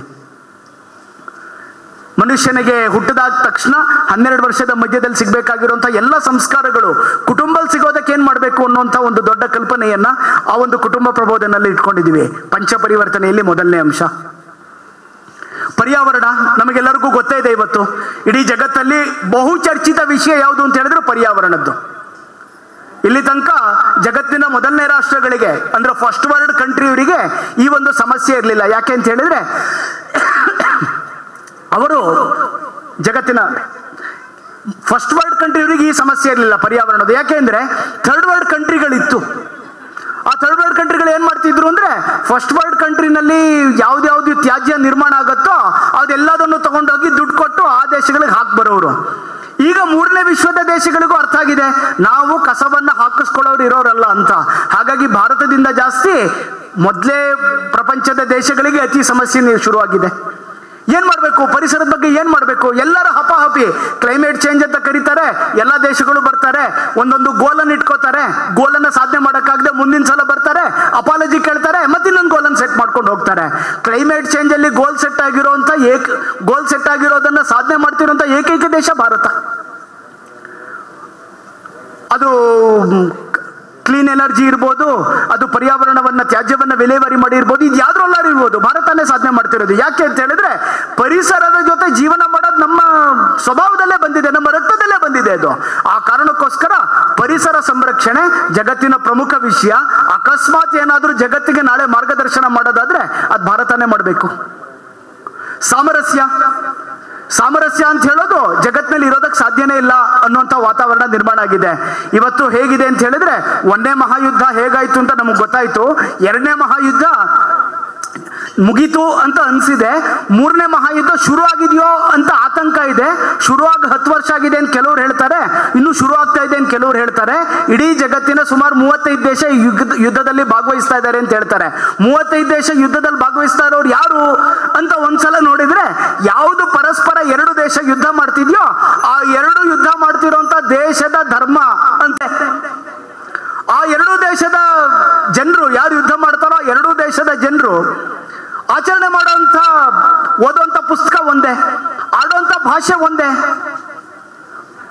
ಫಾಲೋ ಮಾಡೋಂಥ ಆಹಾರ ಪದ್ಧತಿ ಒಂದೇ, ಅದು 2 ದೇಶ ಯುದ್ಧ ಮಾಡ್ತಾ ಇದೆ. ಹಾಗಾದ್ರೆ ಈ 2 ದೇಶ ಯುದ್ಧ ಮಾಡ್ತಾ ಇದ್ರು ಕೂಡ ಅಕ್ಕಪಕ್ಕದ ಮನೆಯಲ್ಲೇ ಈ ಆಚರಣೆಗಳು, ಜಾತಿ ಆಚರಣೆಗಳು, ಧರ್ಮ, ನಂಬೋಂಥ ದೇವರು ಎಲ್ಲ ಬದಲಾವಣೆ ಇದ್ದಾಗಲೂ ಇವ್ರು ಸುಖ ಶಾಂತಿಯಿಂದ ಹೇಗಿದ್ದಾರೆ ಅಂತ ಹೇಳಿದ್ರೆ ಅದು ನಮ್ಮ ಸಮರಸತೆಯ ಗುಣಕ್ಕೆ. ಎಲ್ಲರೊಳಗೆ ಒಂದಾಗು ಮಂಕುತಿಮ್ಮ, ಎಲ್ಲರ ಜೊತೆ ಒಂದಾಗಬೇಕು ಅನ್ನೋಂಥ ನಮ್ಮ ಭಾವ ಅದು ಪ್ರತಿ ಹಿಂದೂ ಮನೆಯಲ್ಲಿದೆ. ಆ ಕಾರಣಕ್ಕೋಸ್ಕರ ಭಾರತದಲ್ಲಿ ಅಕ್ಕಪಕ್ಕದ ಮನೆ ಆಚರಣೆಗಳ ವ್ಯತ್ಯಾಸ ಆದ್ರೂ ನಾವು ಆರಾಮದಲ್ಲಿ ಬದುಕ್ತಾ ಇದ್ದೀವಿ. ಇದನ್ನ ಜಗತ್ತಿಗೆ ಹೇಳಬೇಕಾಗಿದೆ. ಸಾಮರಸ್ಯ ನಾವು 3ನೇ ಪಂಚ ಪರಿವರ್ತನೆ ಅನ್ಕೊಂಡಿರೋದು. ಸ್ವದೇಶಿ ನೆನ್ನೆಂದ ಸಿಕ್ಕಾಪಟ್ಟೆ ಚರ್ಚೆಯಾಗಿ ಟಾರಿಫು ಎಲ್ಲದೂ ಆದ್ಮೇಲೆ ಇವತ್ತು ನಮಗೆ ಗೊತ್ತಾಗಿರೋದು ಏನು ಅಂತ ಹೇಳಿದ್ರೆ ಪ್ರಪಂಚದಲ್ಲಿ ಎಲ್ಲರೂ ಕೂಡ ಪ್ರಪಂಚವೇ ನಮಗೆ ಮಾರ್ಕೆಟ್ ಅನ್ನೋ ತೀರ್ಮಾನ ಆದ್ರೂ ಕೂಡ ನಮಗ್ ಬೇಕಾಗಿರೋಂಥ ಮಾರ್ಕೆಟ್ ನಮ್ಮ ಭಾರತದಲ್ಲೇ ನಿರ್ಮಾಣ ಮಾಡ್ಕೋಬೇಕು ಅಂತ ಎಂಥ ಒಂದು ಜಾಗದಲ್ಲಿ ಬಂದು ನಾವು ನಿಂತಿದ್ದೀವಿ ಅಂತ ಹೇಳಿದ್ರೆ ಇವತ್ತು ಮೊನ್ನೆ ಪ್ರಧಾನಮಂತ್ರಿಗಳು ಒಂದ್ ಕಡೆ ಭಾಷಣ ಮಾಡ್ಬೇಕಾದ್ರೆ ಹೇಳಿದ್ದಾರೆ, ಫಾರಿನ್ ಡೈರೆಕ್ಟ್ ಇನ್ವೆಸ್ಟ್ಮೆಂಟ್ ಬಗ್ಗೆ ಭಾಷಣ ಮಾಡ್ಬೇಕಾದ್ರೆ ಅವ್ರು ಹೇಳಿದ್ರು, ಜಗತ್ನಲ್ಲಿ ಯಾವ್ದಾದ್ರು ಕರೆನ್ಸಿ ಇರ್ಲಿ ತಗೊಂಬನ್ನಿ, ಇಲ್ಲಿಗೆ ತಗೊಂಬನ್ನಿ, ಜಗತ್ನಲ್ಲಿ ನಿರ್ಮಾಣ ಆಗುವಂಥ ಎಲ್ಲ ಪ್ರಾಡಕ್ಟ್ಗಳಲ್ಲೂ ನಮ್ಮ ಭಾರತೀಯರ ಬೆವರಿರ್ಬೇಕು, ಆ ಥರ ನಿರ್ಮಾಣ ಮಾಡಿ ತೋರಿಸ್ತೀವಿ ಅಂತ ಹೇಳಿದ್ರು. ಎಂಥ ಕಾನ್ಫಿಡೆನ್ಸ್ ಹಾಗಾದ್ರೆ. ಯಾಕೆ ಅಂತ ಹೇಳಿದ್ರೆ ಇಲ್ಲಿನ ಯುವಕರು ಆ ಸಾಧನೆ ಏನ್ ಮಾಡಿದ್ದಾರೆ, ಸ್ವದೇಶಿ ಮುಂದಿನ ಜಗತ್ತಿನ ಚಿತ್ರಣವನ್ನ ಬದಲಾವಣೆ ಮಾಡುತ್ತೆ. ನಾಗರಿಕ ಶಿಷ್ಟಾಚಾರದ ಬಗ್ಗೆ ನಮಗೆ ಗೊತ್ತೇ ಇದೆ. ಈ ದೇಶದಲ್ಲಿ ನಾಗರಿಕ ಶಿಷ್ಟಾಚಾರ ಪಾಲನೆ ಮಾಡ್ತಿರೋರೇ ಹಿಂದೂಗಳು. ಈ ದೇಶ ಚೆನ್ನಾಗಿರ್ಬೇಕು ಅಂತ ಹೇಳಿದ್ರು ಸಂವಿಧಾನ ಬದ್ಧವಾಗಿರ್ಬೇಕು ಅಂತ ಯೋಚನೆ ಮಾಡಿರೋರೇ ನಾವು. ಯಾಕೆ ಅಂತ ಹೇಳಿದ್ರೆ ದೇಶಭಕ್ತಿ ಅನ್ನೋದು ಈ ದೇಶದ ಹಿಂದೂಗಳಲ್ಲಿರುವಂತ ಜನ್ಮಜಾತ ಗುಣ. ಆ ಗುಣಕ್ಕೋಸ್ಕರ ಈ ಒಂದು ಭಾವವನ್ನು ನಿರ್ಮಿತಿ ಮಾಡುವಂತ ಕೆಲಸವನ್ನ ನಾವು ಮಾಡ್ತಾನೆ ಇದೀವಿ. ಈ ಪಂಚ ಪರಿವರ್ತನೆಯ ಮುಖಾಂತರ ಮತ್ತೆ ಸಮಾಜವನ್ನ ಒಗ್ಗಟ್ಟು ಮಾಡುವಂತ ಒಂದು ದೊಡ್ಡ ಕೆಲಸಕ್ಕೆ ನಾವು ಕೈ ಹಾಕಿದೀವಿ. ಈ ಒಂದು ಕಾಲ ಬಂದಿದೆ. ಇವತ್ತು ನಮ್ಮದೇ ಕಾಲ ಅಂತ ಹೇಳ್ಬೇಕಾದ್ರೆ ಅನೇಕ ಕಡೆ ಹೇಳ್ಬೇಕಾದ್ರೆ ನಮ್ಮ ಕಾಲ ಬಂದಿದೆ ಅಂತ ಹೇಳ್ತೀವಲ್ಲ, ಆ ಥರ ನಮ್ಮ ಕಾಲ ಅಂತ ಹೇಳೋದಿಲ್ಲ. ನಮ್ಮ ಸರ್ಕಾರವರು ಹೇಳಿದ್ರು ಈಗ ನಮ್ಮ ಕಾಲ ಬಂದಿದೆ. ಏನು ನಮ್ಮ ಕಾಲ ಬಂದಿದೆ ಅಂತ ಹೇಳಿದ್ರೆ ಇವತ್ತು ಜಗತ್ತಿನಲ್ಲಿ ಹಿಂದುತ್ವದ ಬಗ್ಗೆ ವಾತಾವರಣ ನಿರ್ಮಾಣ ಆಗಿದೆ. ಇಡೀ ಜಗತ್ತಿನಲ್ಲಿ ಹಿಂದೂ ಅಂತ ಹೇಳಿದ್ರೆ ಒಂದು ಹೆಮ್ಮೆ ಸಿಗತ್ತೆ. ಇಡೀ ಜಗತ್ತಲ್ಲಿ ಹಿಂದೂ ಅಂತ ಹೇಳಿದ ತಕ್ಷಣ ಒಂದು ಗೌರವ ಬರುತ್ತೆ. ಯಾರಾದ್ರೂ ಕೇಳಿ ಜಗತ್ತಿನಲ್ಲಿ ಹಿಂದೂ ಅಂತ ಹೇಳಿದ್ರೆ ಅವನೊಬ್ಬ ಒಳ್ಳೆಯ ಜಾಗದಲ್ಲಿ ಅವನೊಬ್ಬ ಒಳ್ಳೆಯ ಮನುಷ್ಯ ಅನ್ನುವಂಥ ಒಂದು ಲ್ಯಾಂಡ್ ಮಾರ್ಕ್ ಅದು ನಿರ್ಮಾಣ ಆಗ್ಬಿಟ್ಟಿದೆ. ಜಗತ್ತಿನಲ್ಲಿ ನಾವು ಬಂದು ಕೇಂದ್ರ ಜಾಗಕ್ಕೆ ಬಂದು ನಿಂತಿದ್ದೀವಿ. ಇವತ್ತು ಕೇಂದ್ರ ಜಾಗಕ್ಕೆ ಬಂದು ನಿಂತಿರೋದು ಯಾರು ಅಂತ ಹೇಳಿದ್ರೆ ನಾವು ಹಿಂದೂಗಳು. ಇವತ್ತು ನಾವು ಆ ಕೇಂದ್ರ ಬಿಂದುವಿನಲ್ಲಿ ಬಂದು ನಿಂತಾಗ ಅನೇಕ ರೀತಿಯ ಬದಲಾವಣೆಗಳು, ಈ ರೀತಿಯ ಚಟುವಟಿಕೆಗಳು ಮತ್ತೆ ಜಗತ್ತನ್ನ ಬದಲಾವಣೆ ಮಾಡೋದಕ್ಕೆ ಸಹಕಾರಿಯಾಗತ್ತೆ. ಈ ಪಂಚ ಪರಿವರ್ತನೆಯ ಮುಖಾಂತರ ಜಗತ್ತಿನಲ್ಲಿ ದೊಡ್ಡದಾಗಿರುವಂತಹ ಬದಲಾವಣೆಯನ್ನು ತರೋರಿದ್ದೀವಿ. ಅದಕ್ಕೆ ಮೊನ್ನೆ ವಿಜ್ಞಾನ ಭವನದಲ್ಲಿ ಹೇಳಬೇಕಾದ್ರೆ ನಮ್ಮನ್ನ ಹೊರತ್ಕೊಂಡಾಗ ಏನಾಗತ್ತೆ ಅಂತ ಹೇಳಿದಾಗ ಈ ರೀತಿ ಜಗತ್ತಿನಲ್ಲಿ ಅತಿ ದೊಡ್ಡ ಬದಲಾವಣೆ ಹಿಂದೂಗಳಿಂದ ಆಗತ್ತೆ. ಹಿಂದೂಗಳು ತಮಗ್ ಬೇಕಾಗಿರುವಂತಹ ಈ ಪಂಚ ಪರಿವರ್ತನೆಯ ಮುಖಾಂತರ ಜಗತ್ತಿನಲ್ಲಿ ಪರಿವರ್ತನೆ ಯಾವ ರೀತಿ ಆಗ್ಬೇಕು ಅಂತ ಕಲ್ಪನೆಯನ್ನ ಮಾಡ್ಕೊಡ್ಬೇಕು ಅಂತ ಅಪೇಕ್ಷೆ ಇದೆ. ಎಂಥ ಒಂದು ದೊಡ್ಡದಾದಂತಹ ವಿಶ್ವಾಸ ನಮ್ಮ ಮೇಲೆ ಜಗತ್ತಿಟ್ಟಿದೆ ಅಂತ ಹೇಳಿದ್ರೆ, ಅಕಸ್ಮಾತ್ ಏನಾದ್ರೂ ಹಿಂದೂ ಇಲ್ಲ ಅಂತ ಹೇಳಿದ್ರೆ ಜಗತ್ತಲ್ಲಿ ಅನೇಕ ಸಂಗತಿಗಳು ನಿಲ್ಸಕ್ಕಾಗದೇ ಇರುವಂತಹ ಜಾಗಕ್ಕೆ ಹೋಗುತ್ತೆ ಅಂತ ಜಗತ್ತಕ್ಕೆ ಅನ್ಸಕ್ ಶುರು ಆಗಿದೆ. ಬ್ರಿಟಿಷರು 1947ರಲ್ಲಿ ಬಿಟ್ಟು ಹೋಗೋದಕ್ಕಿಂತ ಮುಂಚೆ ಅವ್ರು ಹೇಳ್ತಾ ಇದ್ರು, it is whites man burden ಅಂತ. ಅಂದ್ರೆ ಬಿಳಿಯರ ಜವಾಬ್ದಾರಿ ಏನು ಅಂತ ಹೇಳಿದ್ರೆ ನಿಮ್ಮನ್ನೆಲ್ಲ ಉದ್ಧಾರ ಮಾಡೋದು ಅಂತ. ಹಾಗೆ ಇವತ್ತು ಹಿಂದೂಗಳ ಬರ್ಡನ್ ಏನು ಅಂತ ಹೇಳಿದ್ರೆ ಜಗತ್ತನ್ನ ಶಾಂತಿ ಕಡೆ ತಗೊಂಡು ಹೋಗೋದು. ಇವತ್ತು ಹಿಂದೂಗಳದ್ದೇ ಕೆಲಸ. ವಿವೇಕಾನಂದರು ಹೇಳ್ತಾ ಇದ್ರು, ಪ್ರತಿಯೊಂದು ದೇಶಕ್ಕೂ ತಾನು ನಿಭಾಯಿಸಬೇಕಾಗಿರುವಂತಹ ಒಂದು ಜವಾಬ್ದಾರಿ ಇದೆ. ಅದರಲ್ಲಿ ಭಾರತದ ಜವಾಬ್ದಾರಿ ಏನು ಅಂತ ಹೇಳಿದ್ರೆ ಜಗತ್ತನ್ನ ಶಾಂತಿಯಿಂದ ಇಡೋದು, ಜಗತ್ತಿಗೆ ಮೌಲ್ಯವನ್ನ ತುಂಬೋದು. ಭಾರತ ಇವತ್ತು ಅದನ್ನ ನಿರ್ವಹಣೆ ಮಾಡುವಂತಹ ಜಾಗಕ್ಕೆ ಬಂದಿದೆ. ಅದಕ್ಕೆ ಮೂಲ ಕಾರಣ ಏನು ಅಂತ ಹೇಳಿದ್ರೆ ಇಲ್ಲಿನ ಹಿಂದೂಗಳು ಸಂಘಟಿತರಾಗಿರೋದು. ಹಿಂದೂಗಳು ಸಂಘಟಿತರಾಗಿರೋದಕ್ಕೆ ಮೂಲ ಕಾರಣ ಸಂಘ. ಯಾವುದನ್ನ ಸಂಘ 100 ವರ್ಷದ ಹಿಂದೆ ಮಾಡಬೇಕು ಅಂತ ಅನ್ಕೊಂಡಿತ್ತೋ ಅದನ್ನ ಇವತ್ತು ಮಾಡಿ ತೋರಿಸ್ತಾ ಇದೆ. ಸಂಘ ಇವತ್ತು ಸಮಾಜದ ಪರಿವರ್ತನೆಯ ದೊಡ್ಡ ಭಾಗದಲ್ಲಿ ಒಂದು ದೊಡ್ಡ ಆಂದೋಲನ ಆಗಿದೆ. ಅನೇಕ ವಿಶೇಷತೆಯನ್ನ ತನ್ನಲ್ಲಿ ತುಂಬಿಸ್ಕೊಂಡಿರುವಂತಹ ಸಂಘಕ್ಕೆ ಯಾರು ಬೇಕಾದ್ರೂ ಬರ್ಬೋದು. ನಮ್ಮ ಸರ್ಕಾರಿವಾರು ಹೇಳ್ತಾ ಇದ್ರು, ಯಾವುದೇ ಸಂಸ್ಥೆ ಪ್ರಾರಂಭ ಆದ್ರೂ ಕೂಡ ಮೊದಲು 2 ಪ್ರಿಂಟ್ ಆಗತ್ತೆ. ಮೊದಲೇದೇನು ಅಂತ ಹೇಳಿದ್ರೆ ಮೆಂಬರ್ಶಿಪ್ ಫಾರಮ್, ಎರಡನೇದೇನು ಅಂತ ಹೇಳಿದ್ರೆ ರೆಸಿಪ್ಟ್ ಬುಕ್. ಕಳೆದ 100 ವರ್ಷದಲ್ಲಿ ಮೆಂಬರ್ಶಿಪ್ ಫಾರಮ್, ರೆಸಿಪ್ಟ್ ಬುಕ್ ಎರಡೂ ಇಲ್ಲದೆ 100 ವರ್ಷ ನಡೆದಿರುವಂತ ಸಂಘಟನೆ ಯಾವುದು ಅಂತ ಹೇಳಿದ್ರೆ RSS. ಅಂದ್ರೆ ಇಂಥ ಒಂದು ದೊಡ್ಡ ಸಂಘಟನೆ ಇಡೀ ಸಮಾಜದ ಪರಿವರ್ತನೆಯಲ್ಲಿ ನಿಂತಿರ್ಬೇಕಾದ್ರೆ ಇಲ್ಲಿರುವಂತಹ ಯಾರ್ಯಾರು ಸಂಘದ ಬಗ್ಗೆ ಗೊತ್ತಿರೋರು, ಸಂಘದ ಸ್ವಯಂ ಸೇವಕರು ಇದ್ದೀವಿ, ಈ ಒಂದು ಸಂದರ್ಭದಲ್ಲಿ ನಮ್ಮ ಸಮಯವನ್ನ ಕೊಡಬೇಕು ಅಂತ ಅಪೇಕ್ಷೆ. ಸಂಘದ ಬಗ್ಗೆ ಯಾರು ತಿಳ್ಕೊಂಡಿದೀವಿ, ಇನ್ನು ಒಳಗಡೆ ಬರಕ್ಕಾಗಿಲ್ಲ, ದ್ವಾರ ಮುಕ್ತವಾಗಿದೆ, ಯಾರು ಬೇಕಾದ್ರೂ ಒಳಗಡೆ ಬರ್ಬೋದು. ದ್ವಾರಾನ ಇಲ್ಲದೆ ಇರುವಂತ ಸಂಘಟನೆ ಇದು. ಹಾಗಾಗಿ ಬನ್ನಿ, ಕೈ ಜೋಡಿಸಿ ಸಮಾಜದ ಪರಿವರ್ತನೆಯನ್ನು ಮಾಡೋಣ. ಸಂಘಕ್ಕೆ 100 ವರ್ಷ ಆಗಿರುವಂತಹ ಈ ಸಂದರ್ಭದಲ್ಲಿ ಈ ಪರಿವರ್ತನೆ ಇಡೀ ಜಗತ್ತನ್ನ ಮತ್ತೆ ಉಳಿಸುವಂತ ಪ್ರಕ್ರಿಯೆಗೆ ನಾಂದಿ ಹಾಡಲಿದೆ. ಜಗತ್ತಿನ ಮಧ್ಯಭಾಗಕ್ಕೆ ಮತ್ತು ಭಾರತ ಬಂದು ನಿಲ್ಲಲಿದೆ. ಮತ್ತೆ ಜಗದ್ಗುರು ಆಗೋದ್ರಲ್ಲಿ ಯಾವುದೇ ಸಂಶಯ ಇಲ್ಲ. ಬಹಳ ಹತ್ತಿರದಲ್ಲಿದೆ ಗುರಿ. ಬಹಳ ಹತ್ತಿರದಲ್ಲಿ ಗುರಿ ಇರಬೇಕಾದ್ರೆ ಹೆಚ್ಚು ಎಫರ್ಟ್ ಹಾಕಿದ್ರೆ ಅವಾಗ ಗುರಿಯನ್ನ ಬೇಗ ತಲುಪೋದಕ್ಕೆ ಸಾಧ್ಯ ಆಗತ್ತೆ. ನೀವು ಕೊಡುವಂತ ಒಂದೊಂದು ನಿಮಿಷನೂ ಕೂಡ ಬಹಳ ಪ್ರಮುಖವಾಗಿರುವಂತ ನಿಮಿಷ. ಆ ಒಂದು ನಿಮಿಷಗಳನ್ನ ಕೊಡಿ, ಈ ಸಮಾಜವನ್ನ ಮತ್ತೆ ಪರಿವರ್ತನೆ ಮಾಡೋಣ. ಸಂಘ 100 ತುಂಬಿರುವಂತಹ ಈ ಸಂದರ್ಭದಲ್ಲಿ ಮತ್ತೆ ಜಗತ್ತಿನ ಮುಂದೆ ನಾವು ವಿಶ್ವಗುರು ಆಗಿ ಬೆಳಿಬೇಕಾಗಿದೆ. ಆ ಒಂದು ಕಾಲ ಬಂದಿದೆ. ಈ ಸಂದರ್ಭದಲ್ಲಿ ಎಲ್ಲರೂ ಕೂಡ ಸಂಘದ ಜೊತೆ ಬಂದು ನಿಲ್ಬೇಕು ಅನ್ನುವಂಥ ಅಪೇಕ್ಷೆಯನ್ನಿಡ್ತಾ ನನ್ನ ಮಾತನ್ನ ಮುಗಿಸ್ತೇನೆ. ಶ್ರೀಯುತರಿಗೆ ಧನ್ಯವಾದಗಳು. ವಂದನಾರ್ಪಣೆ ಶ್ರೀಯುತ ಪವನ್ ಇವರಿಂದ. ವಂದನಾರ್ಪಣೆಯ ನಂತರ ಸಂಘದ ಘೋಷವಾದನ ಇರುತ್ತದೆ. ತಾವುಗಳೆಲ್ಲರೂ ತಮ್ಮ ಕುರ್ಚಿಗಳಲ್ಲೇ ಆಸೀನರಾಗಿ ಘೋಷವಾದನವನ್ನ ನೋಡಬೇಕಾಗಿ ವಿನಂತಿ.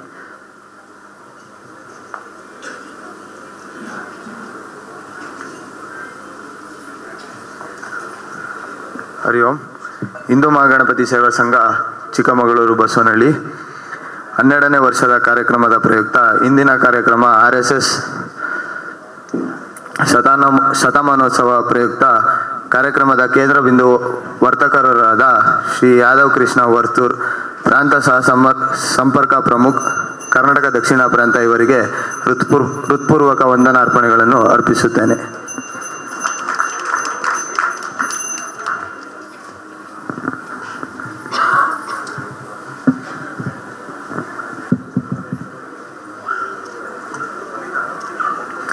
ಹಾಗೆ ಇಂದಿನ ಕಾರ್ಯಕ್ರಮದಲ್ಲಿ ಉಪಸ್ಥಿತಿರುವ ಘನಶ್ಯಾಮ್ ಆಳ್ವ ಮಾನ್ಯ ಜಿಲ್ಲಾ ಸಂಘ ಚಾಲಕರು, ರಾಷ್ಟ್ರೀಯ ಸ್ವಯಂ ಸೇವಕ ಸಂಘ ಚಿಕ್ಕಮಗಳೂರು ಇವರಿಗೆ ಹಿಂದೂ ಮಹಾಗಣಪತಿ ಸೇವಾ ಸಂಘ ಚಿಕ್ಕಮಗಳೂರು ವತಿಯಿಂದ ಹೃತ್ಪೂರ್ವಕ ಧನ್ಯವಾದಗಳನ್ನು ಅರ್ಪಿಸುತ್ತೇನೆ.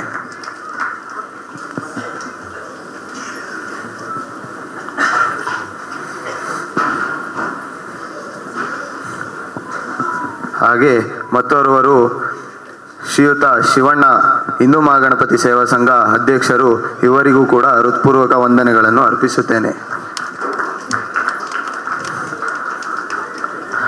ಅದೇ ರೀತಿ ಉಪಸ್ಥಿತಿರುವ ಎಲ್ಲ ಸಂಘಟನೆ ಪ್ರಮುಖರು, ಚಿಕ್ಕಮಗಳೂರು ಎಲ್ಲ ಸಜ್ಜನ ಸಮಾಜ ಬಂಧುಗಳು ಹಾಗೂ ಸಜ್ಜನ ಮಹಿಳೆಯರಿಗೂ ಅಭಿನಂದನೆಗಳನ್ನು ಅರ್ಪಿಸುತ್ತೇನೆ.